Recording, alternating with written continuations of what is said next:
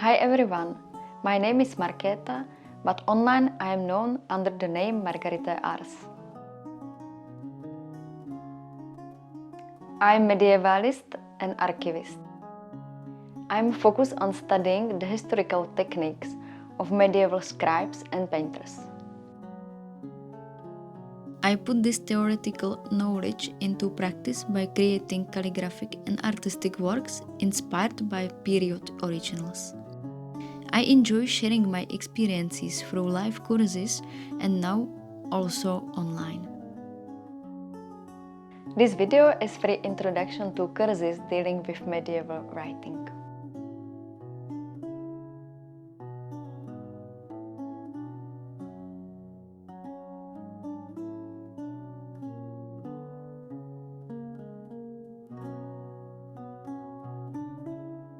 The oldest writing material was papyrus, which was cultivated in Nile Delta in the ancient time and from the 5th century in Sicily.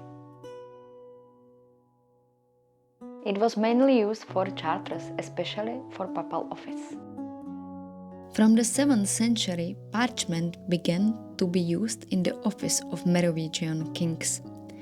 The switch to parchment could be connected to the Arab expansion and their taking control of the papyrus trade. Parchment as such had better properties, especially for the seal placement, and was more appropriate for the transalpine climate. Parchment could be produced within the local economy, without the need for a long-distance trade, as it was made from local animal skins, goat, sheep and calf.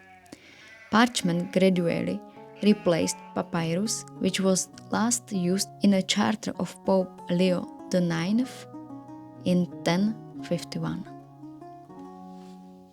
In the beginning, production of parchment was concentrated in the monasteries. But during the High Middle Ages, it became an independent urban craft. Workshops of parchment makers were located near watercourses, as was the case with tanners and dyers. Due to its scarce and demanding production, parchment was expensive. Minor flaws in appearance were therefore overlooked. The same parchment was often reused by scraping of the original text.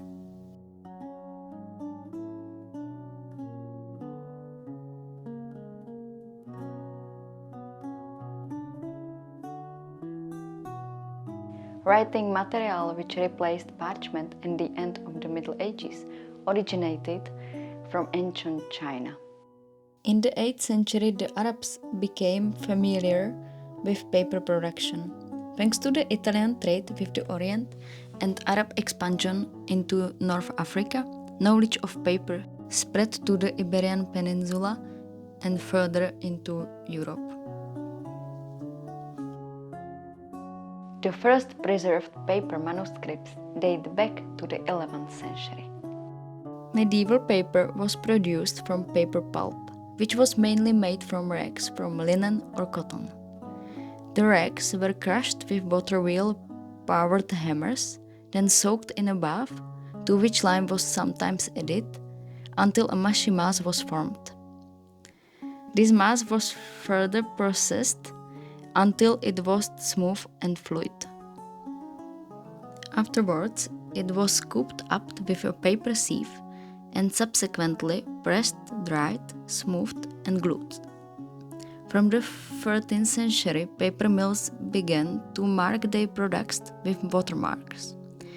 They were placed on a paper sieve in a shape made of wire and imprinted into the pulp during production, which created a thinner paper in that given spot.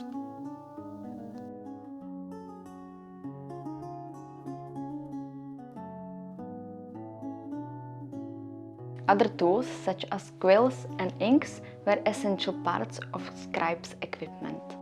Black ink was most commonly used, although its color varied from brown to dark blue.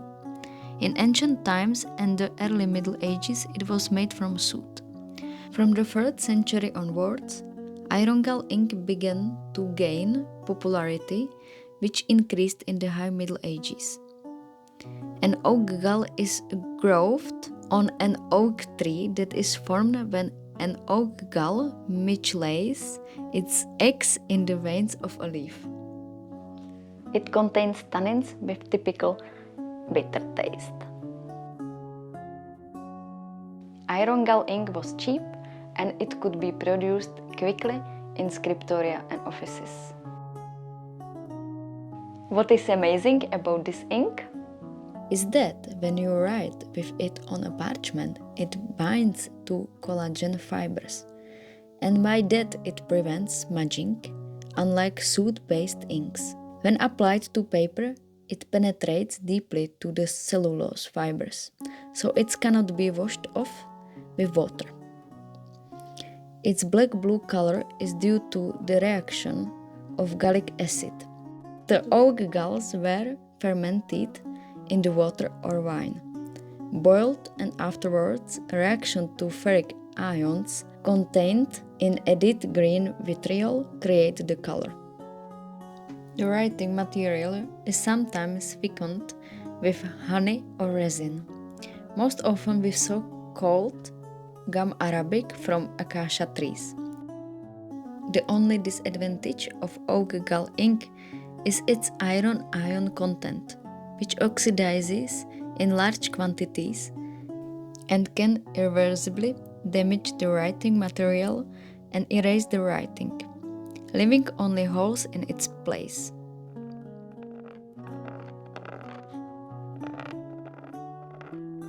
In ancient times and the Middle Ages, a reed pen called a calamus was used primarily for writing on papyrus.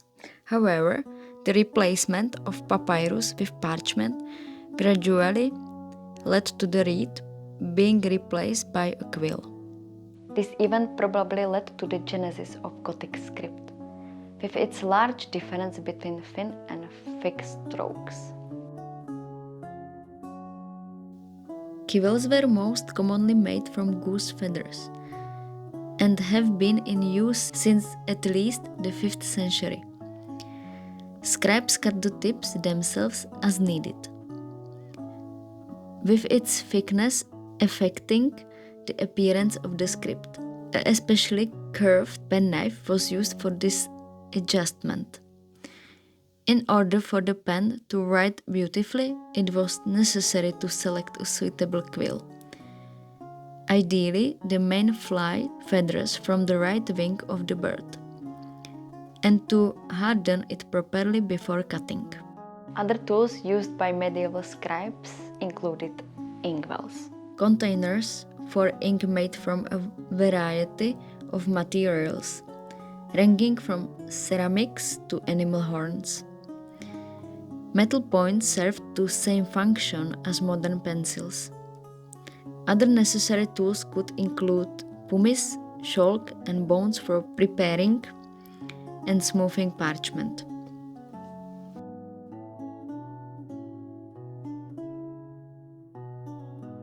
Thank you for watching. For more videos, subscribe to my channel. Visit my website where you can find details about my work, information about courses, and e-shop with period materials for your own workshop.